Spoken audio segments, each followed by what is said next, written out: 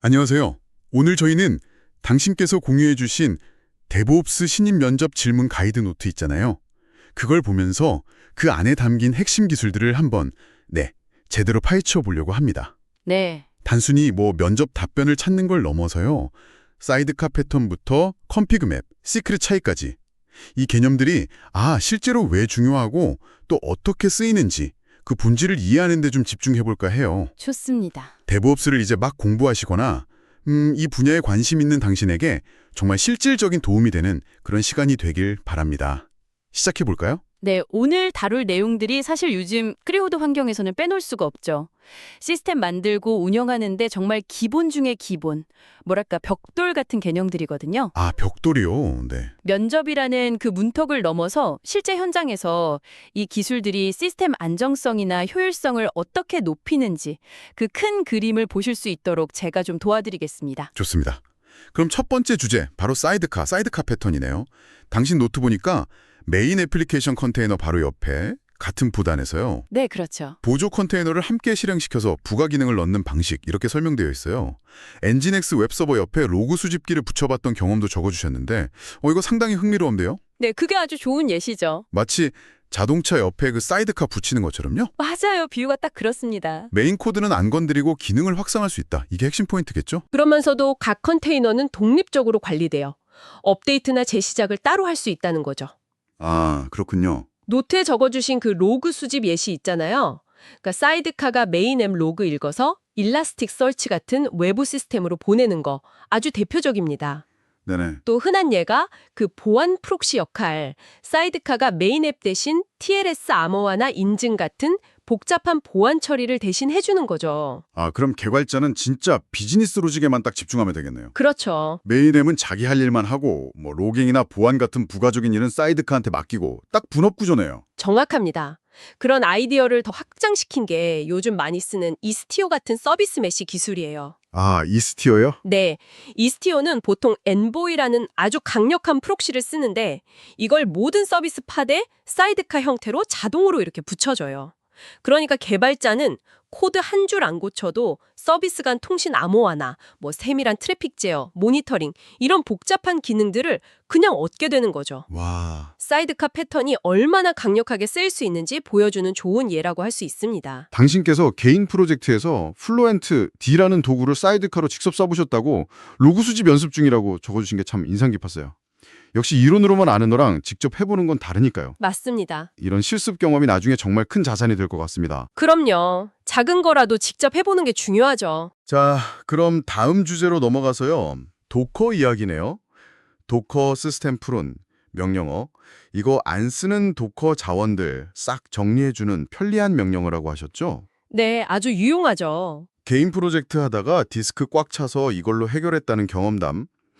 저도 옛날에 비슷한 일로 고생한 적 있어서 확 공감이 되네요. 그렇죠. 디스크 정리는 늘 문제죠. 네. 도커 시스템 풀은 이게 정말 유용한데 기본적으로는 딱 멈춰있는 컨테이너나 아무도 안 쓰는 네트워크, 또 이름 없는 이미지 있잖아요. 댕글링 이미지, 그리고 빌드 캐시 이런 명백히 불필요해 보이는 것들을 지워주거든요. 네. 근데 여기서 좀 조심해야 할 부분이 있어요.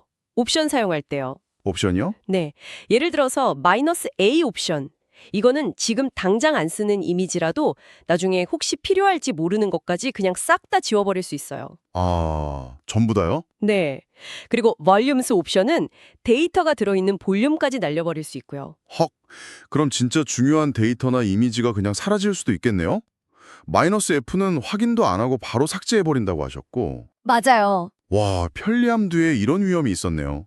운영 환경에서는 정말 조심해야겠어요. 그렇죠. 운영 환경에서는 정말 신중해야 합니다. 이미지 다시 받으려면 시간도 돈도 더 드니까요. 네. 그래서 운영 환경에서는 보통 더 조심스럽게 접근하죠. 당신 노트에도 나와 있듯이 도커 시스템 DF로 먼저 뭘 얼마나 정리할지 확인하고 아니면 도커 컨테이너 풀은, 도커 이미지 풀은 이렇게 종류별로 따로 정리하는 걸 고려해 볼 수 있다고 하셨죠? 아주 좋은 지적입니다. 하나씩이요? 네. 아니면 아예 정기적으로 안전하게 정리하는 자동화 스크립트를 만들어두는 것도 방법이고요. 당신께서도 이런 운영 전략이나 자동화 스크립트 작성법 더 배우고 싶다고 하셨는데 실무에서는 확실히 이런 고민이 필요합니다. 네, 확실히 개발 환경에서 편한 거랑 운영 환경에서 안전한 거, 그 사이에서 균형을 잘 잡아야겠군요. 자, 이제 쿠버네티스로 넘어가 보겠습니다. 쿠버네티스의 정말 심장이라고 할 수 있죠? etcd 역할에 대한 질문입니다. 네, 핵심이죠. 클러스터의 모든 상태 정보를 저장하는 분산 키값 저장소, 즉 단일 진실 공고번, Single Source of Truth라고 하셨는데 이 표현이 참 와닿네요. 그렇죠. 모든 정보가 여기로 모이고 여기서 나가는 그런 중심지라는 의미겠죠? 정확히 그렇습니다. 만약 etcd가 없으면 쿠버네티스는 그냥 아무것도 기억 못하는 상태가 되는 거예요. 좀 더 구체적으로 보면 역할이 한 3가지 정도 있는데요. 첫째는 저장. 우리가 만드는 팟, 서비스, 디플로이먼트 같은 모든 쿠버네티스 객체들의 원하는 상태랑 현재 상태 정보를 저장하고요. 네. 둘째는 백엔드 저장소 역할. 클러스터의 모든 요청이 거쳐가는 그 관문 있잖아요. API 서버, 큐브 API 서버. 그 API 서버가 데이터를 읽고 쓰는 실제 저장소 역할을 합니다. API 서버 뒤에 있군요. 네. 그리고 셋째는 일관성 보장. 여러 etcd 노드의 데이터를 복제해두고 항상 똑같이 유지해야 하는데 이때 레프트라는 합의 알고리즘을 써요. 레프트요? 네, 마치 중요한 회의 내용을 여러 서기가 동시에 적고 서로 계속 확인해서 최종본 만드는 거랑 비슷하다고 보시면 돼요. 아하, 그럼 우리가 kubectl apply 같은 명령으로 뭔가 바꾸면 그 내용이 API 서버 통해서 etcd에 딱 기록되고 그럼 다른 컨트롤러들이 etcd를 계속 보면서 상태 바뀌었네? 내가 이거 해야겠다. 이렇게 움직이는 거군요. 맞습니다. 뭐 네임스페이스, 포드 설정, 컨피그 맵, 시크릿 데이터, 심지어 접근 권한 규칙, RBAC나 네트워크 정책까지 전부 다요? 와. 네, 전부 다 etcd에 저장됩니다. 그렇기 때문에 etcd의 안정성이 바로 쿠버네티스 클러스터 전체의 안정성이랑 직결되는 거예요. 중요하네요. etcd가 불안정하면 클러스터 전체가 그냥 오작동하거나 멈출 수도 있어요. 그래서 정기적인 백업이 정말 중요합니다. 백업. 당신께서도 그 큐브 ADM으로 클러스터 만들다가 실수했을 때 백업이 없어서 그냥 다 처음부터 다시 만들어야 했던 경험 적어주셨잖아요. 네, 맞아요. 봤어요. 아마 백업의 중요성을 정말 뼈저리게 느끼셨을 것 같아요. 네, 생각만 해도 아찔했을 것 같아요. 노트 보니까 운영할 때 kubectl get component status나 etcdtl cluster health 같은 명령으로 상태 체크하고 etcdtl 스냅샷 세이브로 백업하는 방법도 나와 있더라고요. 네, 그런 명령어들을 알아두면 유용하죠. 그리고 보통 3대나 5대 이렇게 홀수로 구성하는 이유가 스플릿 브레인 문제 방지 때문이라는 것도 흥미로웠어요. 네, 그것도 중요한 포인트죠. 과반수 동의를 얻어야만 상태 변경을 인정해서 혹시 네트워크가 갈라져도 시스템이 2개로 쪼개지지 않게 하는 거군요. 중 하나입니다. 당신께서 앞으로 etcd 백업이나 복구 실습, 또 성능 튜닝, 모니터링, 특히 막 대규모 클러스터에서 어떻게 최적화할지 이런 걸 더 배우고 싶다고 하셨는데 그거 정말 실무에서 중요한 고급 주제들이에요. 네, 확실히 etcd는 파면 팔수록 배울 게 계속 나올 것 같네요.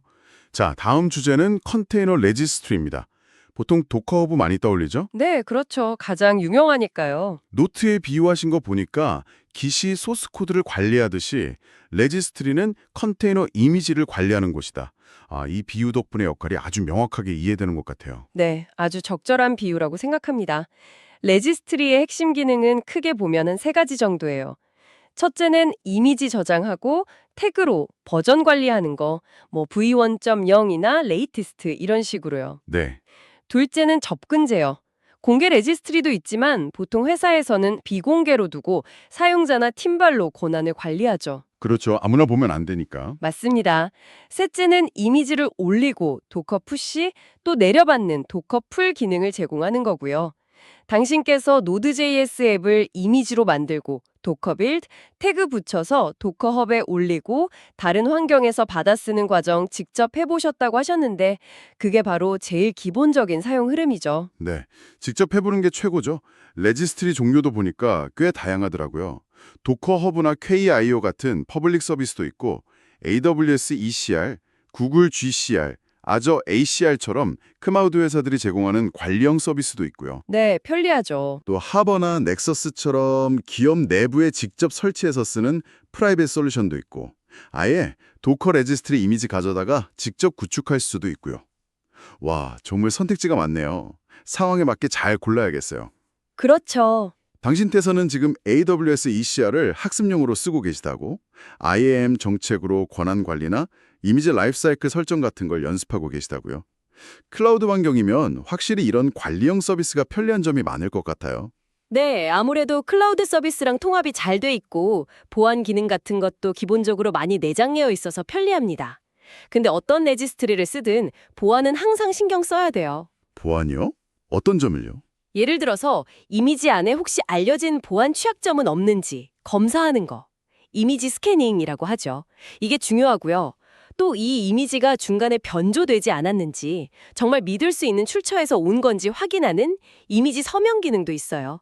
도커 컨텐트 트러스트 같은 거요. 아, 서명까지. 그리고 당연히 사용자나 서비스 계정에는 딱 필요한 최소한의 권한만 주는 거, 접근 제어가 기본이고요. 와, 레지스트리도 보안까지 신경 쓸 게 많군요. 앞으로 하버 같은 걸로 프라이빗 레지스트리 직접 구축해보고 싶다고 하셨는데 확실히 기업 환경 생각하면 좋은 경험이 될 것 같아요. 그렇죠. CI/CD 파이프라인이랑 연동해서 빌드부터 배포까지 쫙 자동화하는 과정에서 레지스트리 최적화도 중요한 과제가 되겠네요. 맞습니다. 효율적인 CI/CD를 위해서는 레지스트리랑 연동이 아주 매끄러워야 하거든요. 네, 자 드디어 마지막 주제입니다.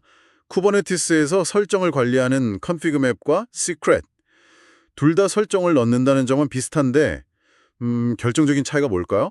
당신 노트 보니까 정보의 민감도 그리고 그에 따른 보안 처리 방식 이게 핵심이라고 아주 명확하게 짚어주셨어요. 네, 바로 그 민감도가 기준점이라고 보시면 됩니다. 컨피그 맵은 보통 데이터베이스 호스트 주소나 로그 레벨처럼 외부에 노출돼도 큰 문제가 없는 일반 설정 정보 이런 걸 담는 데 주로 쓰여요. 데이터가 기본적으로 그냥 평문, 플레인 텍스트로 저장되거든요. 그래서 쿠버네티스 get config map 같은 걸로 내용을 쉽게 볼 수 있죠. 그냥 다 보이는군요. 그렇죠. 반면에 시크릿은 이름 그대로 데이터베이스 비밀번호나 API 키, TLS 인증서처럼 절대 노출되면 안 되는 민감 정보, 이걸 다루기 위해 만들어졌어요. 근데 시크릿에 저장된 값 보면 베이스 64로 인코딩 되어 있던데요. 그게 암호화는 아니라고 하셨죠? 네, 맞아요. 그게 중요한 포인트인데 베이스 64 인코딩은 암호화가 아닙니다. 그냥 보기 좀 어렵게 바꿔놓은 것뿐이지 누구나 쉽게 디코딩할 수 있어요. 그럼 시크릿이 더 안전하다고 말하는 진짜 이유는 뭔가요?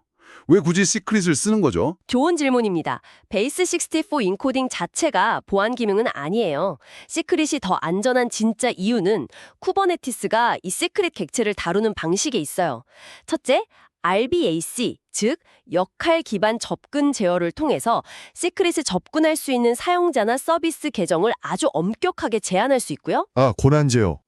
둘째, 시크릿 데이터를 팟 안에서 쓸 때 디스크 파일 대신에 메모리 기반 파일 시스템, TMFS라고 하죠. 거기에 마운트하는 옵션이 있어요. 그래서 디스크에 흔적을 남기지 않을 수 있죠. 오, 메모리에만요? 네. 그리고 셋째, 이건 클러스터 설정에 따라 다른데 etcd에 저장될 때 시크릿 데이터만 특별히 암호화, 인크립션에 레스트하도록 구성할 수 있습니다. 아하, 컨피그 맵은 기본적으로 이런 보호 기능들이 적용되지 않아요. 그렇군요.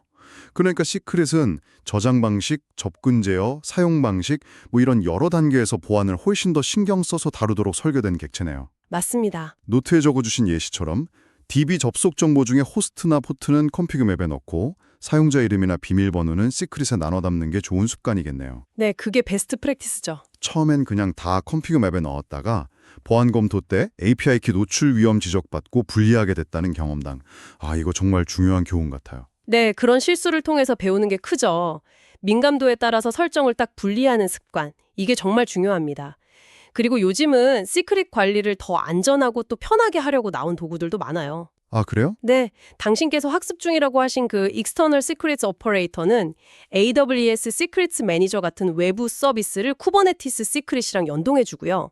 또 Sealed Secrets라는 건 기초 장소에 암호화된 형태로 시크릿을 안전하게 저장할 수 있게 해줍니다. 해시콥 보우트 같은 전문 솔루션하고 연동하는 방법도 있고요. 와, 시크릿 하나에도 이렇게 깊은 내용이랑 다양한 도구들이 있었군요. 시크릿 값을 주기적으로 바꿔주는 로테이션, 자동화나 대규모 환경에서 관리 최적화 같은 부분까지 고민하고 계시다니 정말 대단합니다. 아유, 아닙니다. 실무에서는 근데 그런 부분들이 운영 부담을 줄이는데 정말 큰 영향을 미치거든요. 그래서 꾸준히 관심을 가지시면 좋습니다. 네, 오늘 정말 많은 내용을 깊이 있게 다뤄봤네요. 사이드카 패턴으로 기능을 분리하고 도커 시스템 프론으로 자원을 관리하고 etcd를 통해 클러스터 상태를 유지하고 레지스트리로 이미지를 배포하고 마지막으로 컨피그 맵과 시크릿으로 설정을 안전하게 관리하는 것까지. 네, 정말 핵심적인 내용들이었죠. 이 기술들이 각자 자기 역할을 하면서도 어떻게 하나의 큰 흐름, 그러니까 안정적이고 효율적인 시스템 운영이라는 목표를 위해서 서로 연결되는지 오늘 이야기를 통해 당신께서 조금이나마 그 그림을 그리는데 도움이 되었을기를 바랍니다. 맞아요. 단순히 개별 기술을 아는 것보다 이들이 어떻게 조화를 이루는지가 더 중요하니까요. 맞습니다. 오늘 저희가 이야기 나눈 이 개념들은 단순히 뭐랄까 알아두면 좋은 것 수준이 아니에요. 현대적인 시스템을 만들고 운영하는 데 있어서 정말 필수적인 도구 상자라고 할 수 있습니다. 도구 상자. 네. 로그는 어떻게 모을 건지, 디스크 관리는 어떻게 할지, 시스템 상태는 어디에 믿고 맡길지, 코드는 어떻게 이미지로 만들어서 배포할지, 또 중요한 설정 값들은 어떻게 안전하게 전달할지. 이 모든 질문에 대한 답이 사실 오늘 우리가 다룬 기술들 속에 다 담겨 있는 거죠. 그렇군요. 이 이해가 당신의 기술 여정에 아주 든든한 발판이 되기를 진심으로 바랍니다. 마지막으로 당신 개체 질문 하나를 던져보면서 마무리할까 하는데요. 오늘 우리가 이야기 나눈 이 기술들, 사이드카, 도커 정리, etcd, 레지스트리, 컨피그 맵 시크릿 등을 당신의 현재 업무나 개인 프로젝트 혹은 학습 과정에 어떻게 적용하거나 개선해 볼 수 있을까요? 더 나아가서 이 기술들이 앞으로 한 5년, 10년 뒤에는 또 어떤 모습으로 진화해 있을 거라고 생각하시나요? 흥미로운 질문이네요. 네, 잠시 시간을 내서 이 질문들을 한번 곱씹어 보시면 오늘 나눈 이야기들이 더 깊이 당신의 것이 될 수 있을 겁니다. 오늘 함께해 주셔서 감사합니다. 감사합니다.